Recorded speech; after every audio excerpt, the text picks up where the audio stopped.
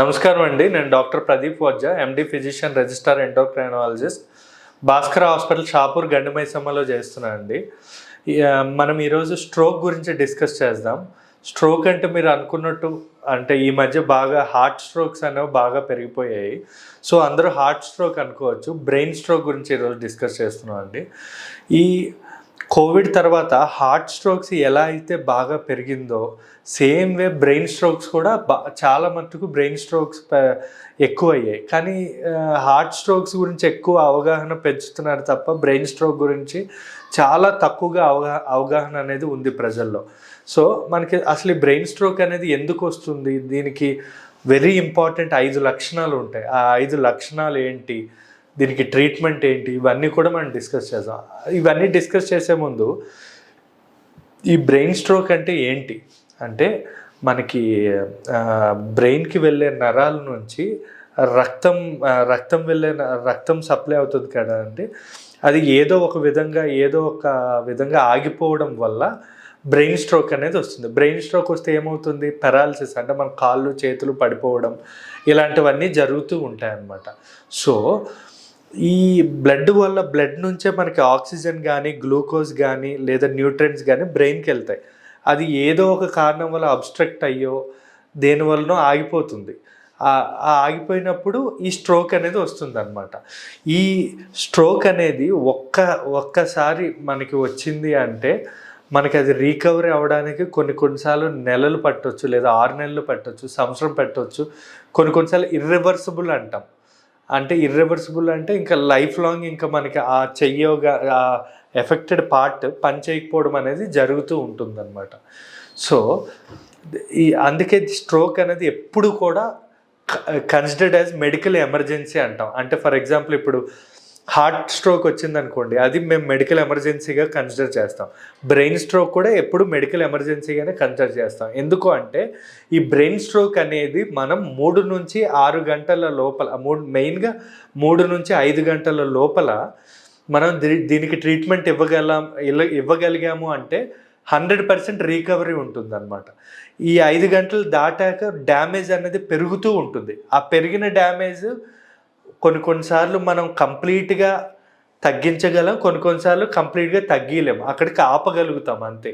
అంటే ఆ డ్యామేజ్ ఎక్కడి వరకు అయిందో అక్కడ ఆపేయగలుగుతాం తప్ప కంప్లీట్గా మనం మళ్ళీ ముందులా చేయగలం. కానీ ఈ 5 గంటల లోపల మనం వచ్చామనుకోండి, దానికి ఈ గోల్డెన్ పీరియడ్ అంటాం. ఈ గోల్డెన్ పీరియడ్లో కొన్ని ఎట్లెప్లైస్ అని చెప్పి కొన్ని ఇంజెక్షన్స్ ఉంటాయి.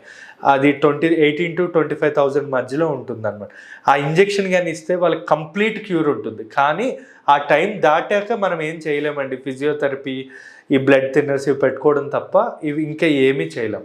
ఇప్పుడు మీకు వెరీ ఇంపార్టెంట్ 5 వార్నింగ్ సైన్స్ చెప్తా. ఈ 5 అన్నవి ఎవరిలో అయినా కనబడితే ఖచ్చితంగా డాక్టర్ దగ్గరికి వెళ్ళి చూపించుకుంటే మనకు డాక్టర్ టైంకి వాళ్ళు డయాగ్నోస్ చేసి ట్రీట్మెంట్ ఇవ్వడం వల్ల ఆ స్ట్రోక్ బెడదనేది మనకి పోతుంది.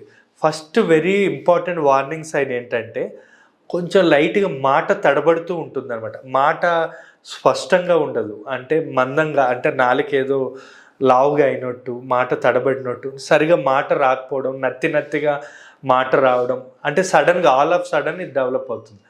అది నెంబర్ 1 సిమ్టమ్. నెంబర్ 2 ఏంటంటే, ఎక్కువగా తలనొప్పి, సివియర్ హెడ్ఏక్ ఉంటుంది. అంటే తలలో ఎవరో పొడుస్తున్నట్టు, అంటే పొడుస్తున్నంత పెయిన్ అయితే వస్తుంది. లేదా మనకి ఇప్పుడు లెఫ్ట్ సైడ్ క్లాట్ కానీ, రైట్ సైడ్ కానీ ఇట్ సైడ్ డ్యామేజ్ ఉంటే దాని ఆపోజిట్ సైడ్ బాడీలో వీక్నెస్ ఉంటుందన్నమాట. అంటే లెఫ్ట్ సైడ్ వీక్నెస్ కానీ, రైట్ సైడ్ వీక్నెస్ కానీ, లేదా కొంచెం నడవలేకపోవడం, చేతి గ్రిప్ అనేది పోవడం, ఇలాంటి సిమ్టమ్స్ అనేవి మనకి కనబడుతూ ఉంటాయి. ఇవే కాకుండా 4th వెరీ ఇంపార్టెంట్, తల తిరగడం కానీ, అంటే మనకి ఎలా ఉంటుందంటే తల అనేది మనకి రౌండ్గా తిరుగుతూ ఉంటుంది.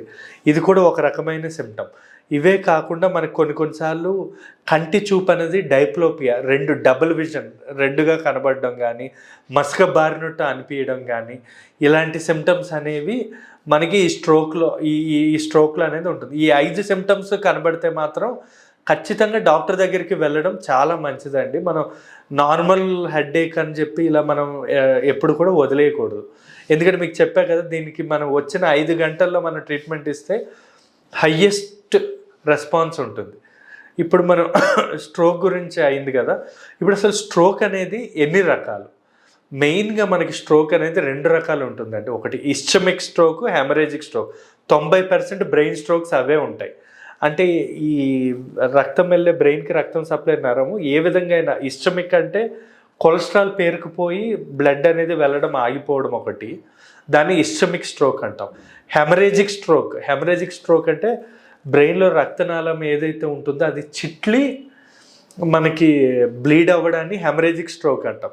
ఇప్పుడు రీసెంట్గా మనకి సద్గురు గారు ఉన్నారు కదండి, ఆయనకు వచ్చింది హెమరేజిక్ స్ట్రోక్. అంటే బ్రెయిన్లో రక్తనాళం చిట్లి బ్రెయిన్ పై భాగంలో బ్లీడ్ అయిందనమాట. ఆయనకు వచ్చి 14 days అయింది. బట్ ఆయన వెరీ స్ట్రాంగ్ పర్సన్ కాబట్టి 14 రోజులు అయినా కూడా తట్టుకొని సివియర్ 14 రోజుల నుంచి ఆయన చాలా హెడేక్ ఉంది. బట్ స్టిల్ ఆయన ఉన్న బిజీ షెడ్యూల్ వల్ల డాక్టర్లకి వెళ్ళి కలవకపోవడం వల్ల లాస్ట్ మూమెంట్లో ఒక సైడ్ చెయ్యి కాలు వీక్నెస్ వచ్చినప్పుడు డాక్టర్ని వెళ్ళి కలవడం జరిగింది. ఆయన ఇప్పుడు బ్రెయిన్లో ఏదైతే బ్లీడ్ అయిందో ఆ బ్లీడ్ అవ్వడం వల్ల ప్రెషర్ పెరుగుతుంది అనమాట. ప్రెషర్ పెరిగి లోపల సివియర్ ప్రెషర్ ఉంటుంది. ఆ ప్రెషర్ రిలీజ్ చేయడానికి డాక్టర్స్ ఆపరేషన్ చేశారు. అయినా సరే ఆయన అసలు చెప్పాలంటే ఆపరేషన్ అయినాక 14 రోజుల వరకు ఏ మనిషి కూడా మాట్లాడడం కానీ వెంటిలేటర్ నుంచి బయటికి రావడం కానీ జరగదు. And at the same time మనం చెప్పలేం వాళ్ళు బయటకు వస్తారని కూడా చెప్పలేం. బట్ స్టిల్ ఫస్ట్ 1 dayలోనే ఆయన బయటికి రావడం అయింది. ఆయనకి అన్నీ గుర్తున్నాయి, అన్నీ మాట్లాడుతున్నారు, ఆయన చాలా బాగా రికవరీ అయ్యారు. ఆయనకు వచ్చింది హెమరేజిక్ స్ట్రోక్ అంటాం. అంటే హెమరేజ్ అంటే బ్రెయిన్లో బ్లడ్ అనేది లీక్ అయింది. ఇది మనకి హెమరేజిక్ స్ట్రోక్. దీనికి ఇంకొకటి ఇస్చెమిక్ స్ట్రోక్ అంటాం. ఇది కూడా వెరీ కామన్. అంటే బ్రెయిన్లో ఇప్పుడు గుండెలో ఎలాగా కొలెస్ట్రాల్ పేరుకుపోయి గుండె రక్తనాళం మూసుకుపోతుందో బ్రెయిన్లో కూడా కొలెస్ట్రాల్ పేరుకుపోయి రక్తనాళం మూసుకుపోవడాన్ని ఇస్చెమిక్ స్ట్రోక్ అంటాం. ఇది కూడా వెరీ కామన్. ఇదేంటంటే మెయిన్ హార్ట్లో ఉన్న కొలెస్ట్రాల్ ఏదైతే ఉందో అది బ్రెయిన్కి వచ్చి అంటే బ్రెయిన్ ఎఫెక్ట్ ఇచ్చి అది వస్తుంది. ఈ హెమరేజిక్ స్ట్రోక్ ఏంటంటే ఎక్కువగా హైపర్ టెన్షన్, బీపీ కంట్రోల్ ఉండకపోవడం వల్ల, స్ట్రెస్ ఎక్కువ అవడం వల్ల, తలకి దెబ్బ తగలడం వల్ల, లేదా కొన్ని టైప్ ఆఫ్ డ్రగ్స్, రక్తం పలచబడే ట్యాబ్లెట్లు, వేరే కొన్ని డ్రగ్స్ ఉంటాయి, కోకైన్ ఇలాంటి డ్రగ్స్ వాడడం వల్ల ఈ హెమరేజిక్ స్ట్రోక్స్ అనేవి అలాంటి టైంలో వచ్చే అవకాశాలు ఉంటాయి. కానీ మోస్ట్ కామన్గా అయితే బీపీ, స్ట్రెస్ వల్ల ఎక్కువ హెమరేజిక్ స్ట్రోక్ అనేది వస్తుంది. కానీ ఇస్చెమిక్ స్ట్రోక్ అనేది అలా కాదు, కొలెస్ట్రాల్ పేరుకుపోవడం వల్ల. అంటే మనం ఎక్కువ కొలెస్ట్రాల్ బాగా తీసుకోవడం వల్ల, హార్ట్లో ఏదైనా కొలెస్ట్రాల్ ఎక్కువ అవడం వల్ల వచ్చేది ఇస్చెమిక్ స్ట్రోక్.